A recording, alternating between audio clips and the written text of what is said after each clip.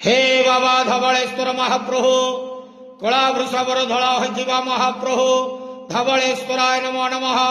दीपं यदि परम ब्रह्मा दीपं यदि जनार्दनः दीपहरतु मे पाप पूजा दीप नमस्तुते। बाबा धवळेश्वराय नमः। संसार सुखी रखंतु। आज पवित्र वसंत पंचमी शुभ रविवार रे समस्त श्रद्धालु भक्त मानक आशीर्वाद करंतु। समस्त श्रद्धालु भक्त मानकर मनस्कामना पूर्ण करंतु। कर्म क्षेत्र उन्नति करंतु। ग्रहरिष्ट मान खंडन करंतु। जगतर मंगल करंतु। विश्वर कल्याण करंतु। आपणकर नाम प्रकाश करंतु। समस्त गुआवसा भक्त मानकर मनस्कामना पूर्ण करंतु। बाबा धवळेश्वराय नमो नमः।